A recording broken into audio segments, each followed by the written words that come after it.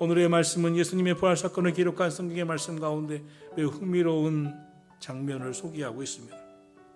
10명의 제자들이 부활하신 예수님을 동시에 보았는데 그 자리에 없었던 예수님의 제자 도마가 제자들의 말을 믿지 않고 나는 내 손으로 예수님의 못자국에 손가락을 넣어보고 내 눈으로 예수님의 그 못자국 난 손을 보고 그 옆구리에 손을 넣어보지 않고는 믿지 아니하겠노라고 한 것입니다. 다른 동료들이 말합니다. 우리가 주를 보았노라. 너가 없었을 뿐이니 주님이 오셨소. 다 보았어. 다 확인했어. 그러나 도마는 믿지 않았습니다. 자신이 확인하지 않고는 믿지 않겠다고 했습니다. 다른 제자들은 안타까워했지만 도마는 끝까지 의심했습니다. 그래서 성경은 도마를 의심 많은 제자라고 명명하고 있습니다. 오늘 신앙생활 하면서도 어떤 성도는 은혜를 경험하고 주님 만나고 또 방언을 체험하고 기적을 경험하지만 어떤 사람은 나는 내가 경험하지 않았기 때문에 믿지 못하겠노라고 그렇게 말하시는 분들이 있을 것입니다. 사랑하신 성도 여러분, 도마처럼 여러분의 마음에도 의심이 드실 것입니다. 여러분의 그 마음을 솔직하게 주 앞에 구하십시오. 주님이 도마와 만나주신 것처럼 여러분과도 만나주실 줄 믿으시기를 축원합니다. 의심 많은 도마는 예수님이 부활하셨다는 소식을 듣고도 있을 수 없느니라고 생각했습니다. 그러나 예수님이 그에게 오셔서 27절에서 말씀하십니다. 이르시되 내 손가락을 이리 내밀어 내 손을 보고 내 손을 내밀어 내 옆구리에 넣어보라. 그리고 말씀하십니다. 믿음 없는 자가 되지 말고 믿는 자가 되라. 할렐루야. 오늘 저와 여러분에게도 주시는 하나님의 음성인 줄 믿으시기를 주의 이름으로 축원합니다. 믿음 없는 자가 되지 마시고 믿는 자가 되시기를 예수님의 이름으로 축원합니다. 그때 도마는 말합니다. 나의 주시여 나의 하나님이시니이다.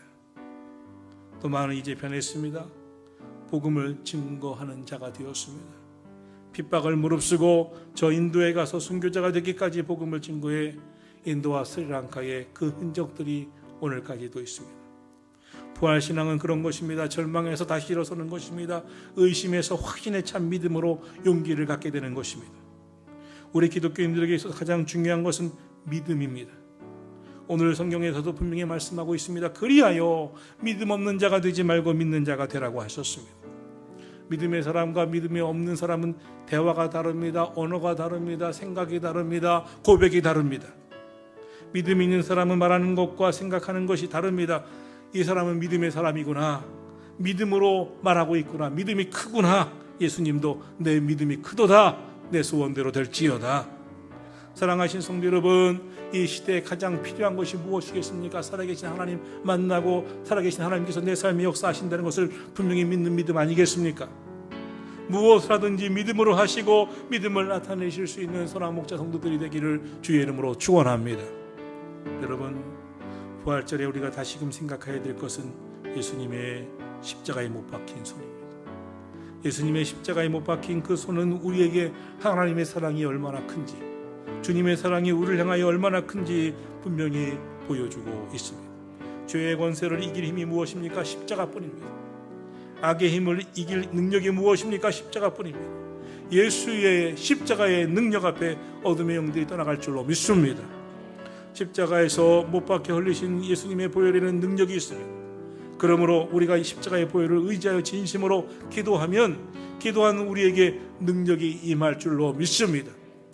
예수님이 부활하신 것을 직접 목격하기 직전까지만 해도 제자들은 거의 절망, 좌절 상태에 있었습니다. 그래서 그들이 함께 모인 다락방에 모든 문을 걸어 잠그고 숨어 있었습니다. 예수님의 십자가 죽음으로 모든 것이 끝났다고 생각했기 때문이었습니다. 그러니 찬양도 안 나왔습니다. 기도도 안 나왔습니다. 어떻게 해야 할까 계획도 세울 수가 없었습니다. 대책도 세울 수가 없었습니다. 그저 숨죽여 슬픔만 가득한 다락방에 시간을 보내고 있었습니다. 이것이 예수님의 부활을 만나기 직전의 제자들의 모습이었습니다. 그런데 이 제자들은 누구입니까? 예수님을 배신하고 도망갔던 제자들입니다. 예수님을 부인하고 도망갔던 제자들입니다. 그런데 예수님이 다시 찾아와 내가 다시 너희를 세상으로 보내노라고 말씀하시면서 이렇게 말씀하고 있습니다. 22절입니다. 이 말씀을 하시고 저희를 향하여 숨을 내쉬며 이르시되 성령을 받으라. 예수님의 계획은 성령이었습니다. 이들은 비록 예수님도 부인했고 믿음에 실패도 했고 믿음도 잘 지키지 못했지만 성령 충만을 받으면 분명히 달라진다는 것을 아셨기 때문입니다. 두려워서 예수님 버리고 도망갔던 제자들, 실제로 좌절에 빠져 있었던 제자들, 죄책감에 무너진 제자들, 다시금 성령을 받으면 분명히 달라진다는 것이었습니다. 오늘 우리도 마찬가지입니다. 주님이 도와주셔야 합니다. 성령께서 함께해 주셔야 됩니다. 그러므로 오직 성령 충만을 받아야 할 줄로 믿습니다. 오늘 우리 모두 기도하고 세임 얻어서 이 부활절에 부활의 주님이 만나주시는 그 힘으로 능력 있게 살아갈 수 있게 되기를 주 예수님의 이름으로 축원합니다.